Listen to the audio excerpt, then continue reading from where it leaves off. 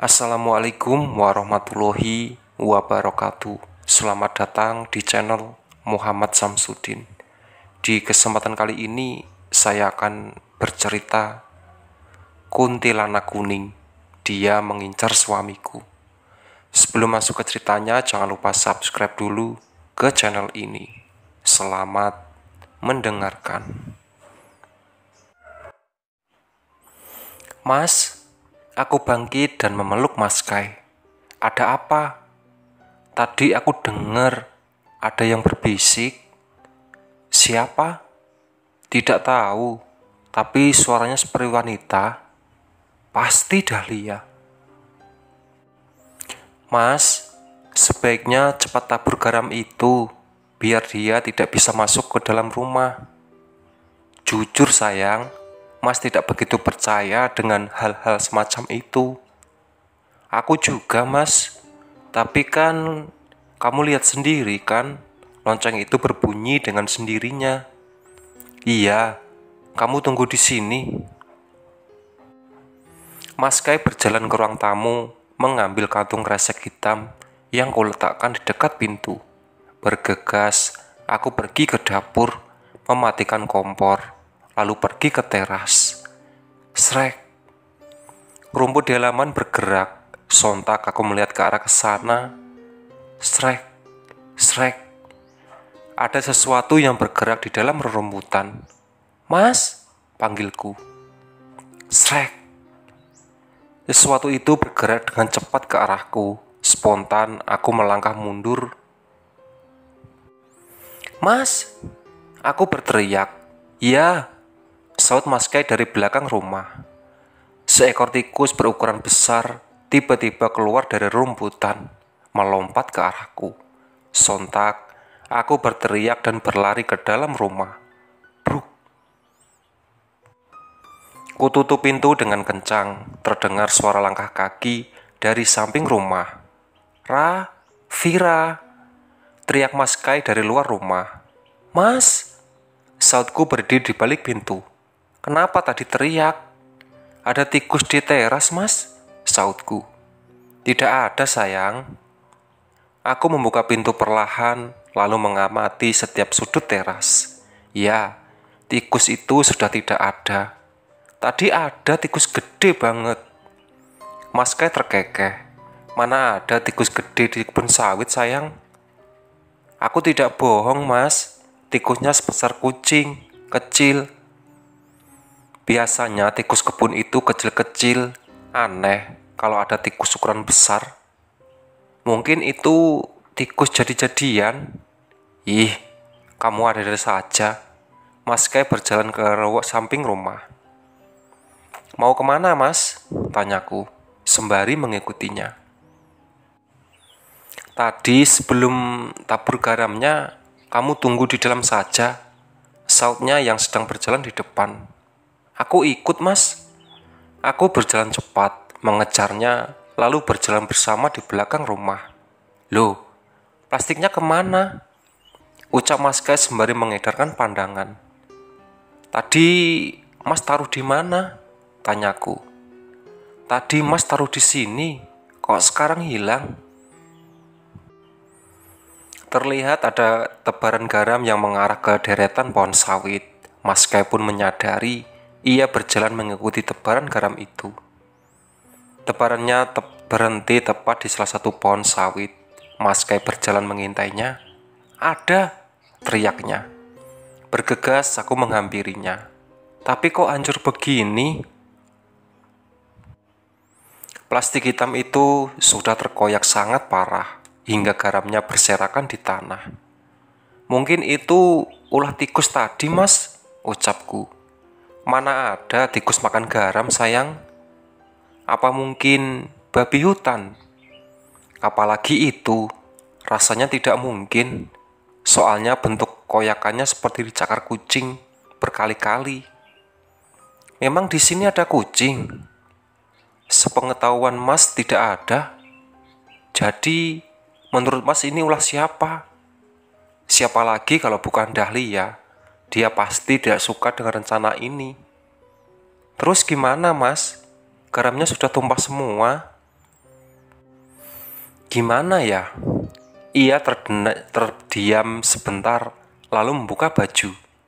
Kenapa buka baju, Mas? Tanyaku terkejut, sekaligus heran. Ini buat wadah garamnya, sayang. Balasnya. Oh, Mas Kai mulai mengumpulkan garam yang berserakan di tanah. Semoga aja cukup, ucapnya. Diirit-irit, Mas. Yang penting sekeliling rumah ditaburi garam. Iya. Ia bangkit lalu melanjutkan menabur garam, sementara aku berjalan di belakangnya. Jangan sampai kurang, Mas, ucapku. Iya, semoga saja tidak kurang. Bagian belakang rumah sudah ada, sekarang tinggal bagian terakhir, samping kanan. Duh, sepertinya tidak cukup, ucap Mas Kai. Aku melihat sisa garam di bajunya hanya tersisa sedikit. Sedikit saja, Mas. Yang penting sampai ujung. Kurang beberapa langkah sampai ujung, sudah tak ada garam yang tersisa. Gimana ini, sayang? Tanya Mas Kai. Mas, kipas-kipas saja bajunya, biar garamnya menempel berjatuhan, usulku. Ide bagus. Mas Kai mulai mengibaskan baju sembari berjalan sampai ke ujung. Beres. Ia tersenyum lebar. Yuk ke dalam. Malu kalau sampai dilihat orang. Siapa yang mau lihat, sayang? Kan tidak ada orang atau tetangga. Ya berarti malu dilihat sama yang bukan orang. Mas Kai terkekeh.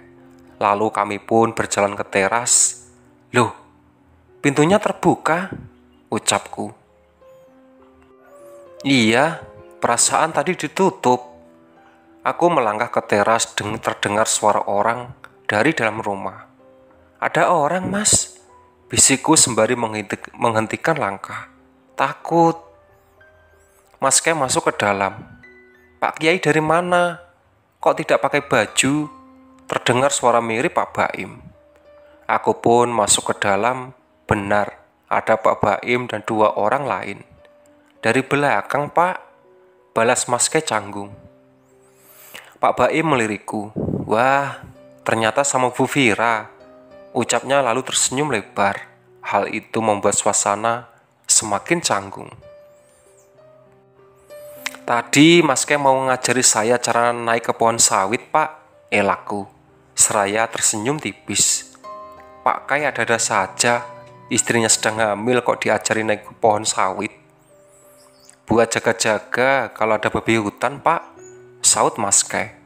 Oh ya, waktu Bapak datang, apa pintunya terbuka? Tanyaku. Pintunya tertutup, Bu, tapi tadi ada perempuan cantik yang berdiri di teras dan disuruh kami masuk. Perempuan cantik?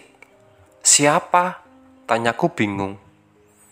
Wah, saya tidak sempat kenalan, Bu. Yang jelas wajahnya cantik, rambutnya panjang, terus dia pakai baju kebaya warna kuning. Jelas Pak Baim.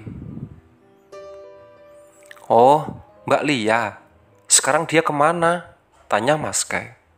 Tadi pergi ke arah perkampungan. Cuma saya heran, belum pernah lihat dia sebelumnya. Dia memang warga baru, Pak. Kebetulan tadi diminta bantu bersih-bersih rumah sama Pak RT.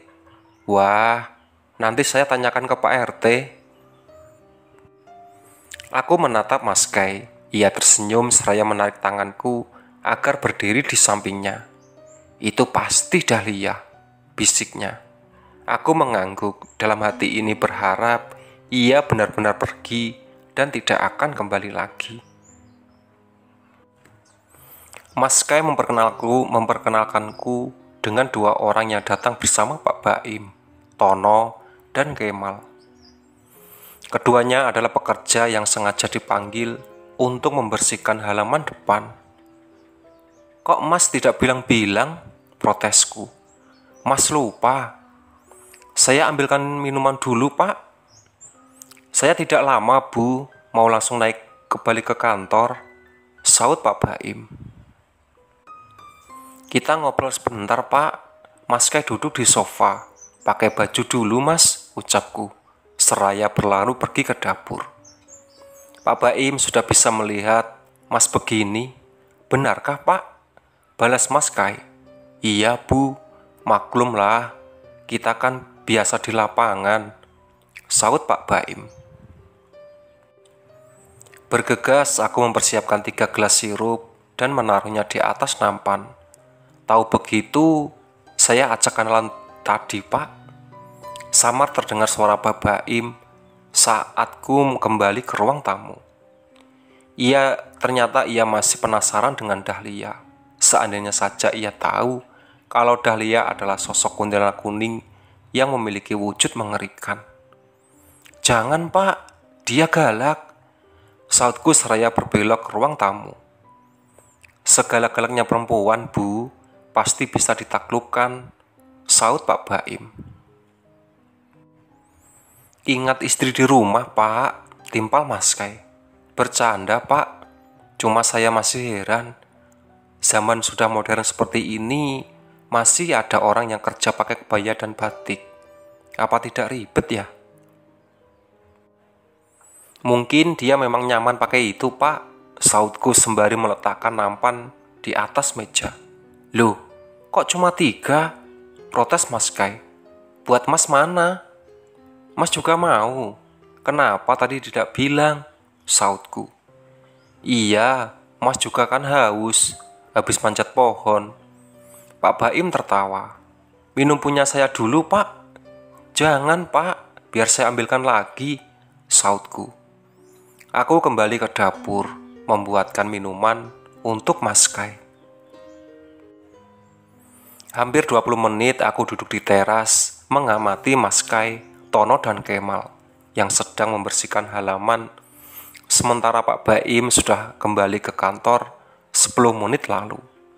Hati-hati Ton, nanti ada tikus ukuran kucing, sindir Mas Kai sambil melirikku. Mana ada tikus ukuran kucing Pak, saut Tono.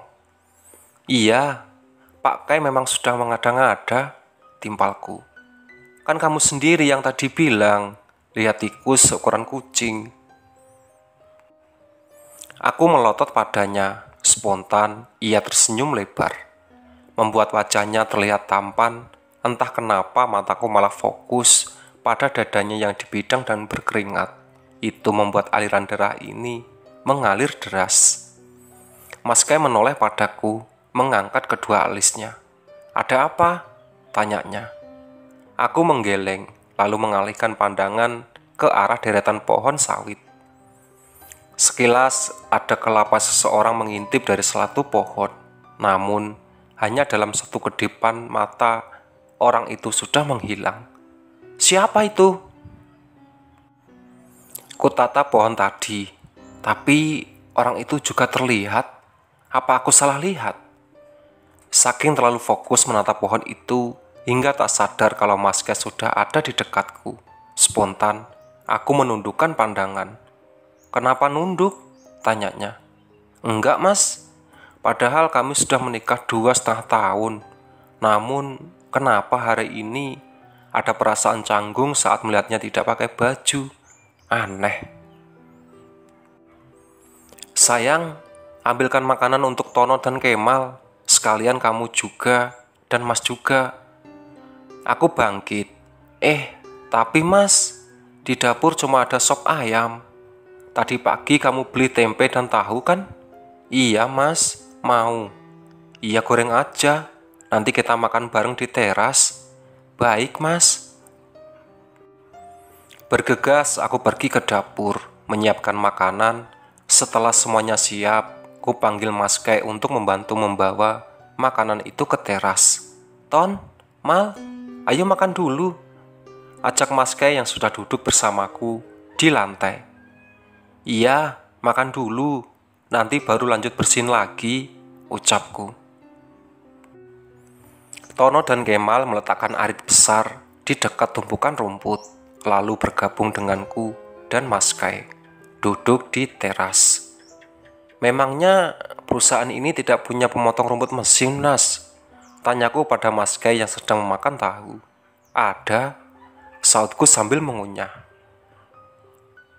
Kok Tono sama Kemal disuruh pakai alat manual sih? Mas Kai menoleh pada kedua anak buahnya itu sembari beberapa kali mengangkat alis. Tandanya ia ingin agar anak buahnya yang jawab. Sebenarnya Mas Kai sudah meminta saya membawa potong mesin Bu, tapi tidak jadi, balas Tono. Kenapa? Tanyaku. Soalnya mereka kesini jalan kaki sayang. Kasihan kalau harus menenteng mesin di kantor. Lagian halaman rumah ini tidak begitu besar. Sebentar juga selesai. Jelas Mas Kai. Oh iya, saya baru ingat kalau Pak Baim tidak bawa mobil. Nah itu, saut Mas Kai. Selesai makan, aku langsung mencuci piring di dapur. Tiba-tiba, punggung ini terasa kaku dan pegal, diikuti bulu kuduk yang meremang. Aku jelengak-jelinguk, takut Dahlia tiba-tiba muncul. Aku bersenandung pelan untuk memecahkan keheningan dan mengalihkan perhatian agar tidak takut. Terdengar suara kaki langkah mendekat. Spontan aku menoleh, ternyata itu Mas Kai. Sejak kapan kamu bisa nyinden? Tanyanya. Siapa yang nyinden, Mas? Aku terbalik tanya, bingung. Kamu? Aku? Dari tadi nyanyi lagu barat kesukaanku kok. Mas bisa membedakan mana lagu barat dan lagu sinden sayang. Tadi suara kamu kayak sinden profesional. Mas sampai terhanyut dengarnya. Hah, Mas bisa aja. Namun aku mulai curiga kalau suara Mas Kai dengar adalah suara Dahlia. Jangan-jangan itu suara Dahlia, tebakku. Jelas sekali itu suara kamu. Lagian dia kan tidak bisa masuk ke sini. Tapi Mas, tiba-tiba kepalaku pusing sekali, goyah. Beruntung Mas Kai cepat menahan tubuhku. Kamu kenapa sayang? Tanyanya penuh kekhawatiran. Kepala aku sakit banget Mas, balasku sambil memegang kepala. Kita ke dokter ya sekarang ya. Aku menggeleng pelan. Tidak usah Mas, aku mau istirahat saja di kamar. Ya sudah, Mas Kai mengantar ke kamar. Aku berbaring. Biasanya tidur sebentar saja sudah hilang sakitnya Mas, ucapku. Kamu yakin? Iya, kamu temanin Tono dan Kemal saja. Kalau ada apa-apa, panggil Mas ya, ucapnya sebelum keluar kamar. Aku memejamkan mata. Vira, Safira, terdengar seorang memanggil namaku. Sontak, aku membuka mata. Di mana ini? Aku bingung saat tiba-tiba sudah ada di tengah hutan. Mas, teriakku, sembari menyusuri jalan setapak. Safira. Laki-laki ada seorang memanggilku. Suara wanita kuedarkan dengan pandangan karena curiga kalau itu adalah Dahlia. Ia sedang duduk di salah satu pohon di dekatku, menatapku dengan mata yang merah menyala. Itulah sahabat cerita dari Kuntilanak Kuning. Dia mengincar suamiku. Ditunggu part selanjutnya. Oke.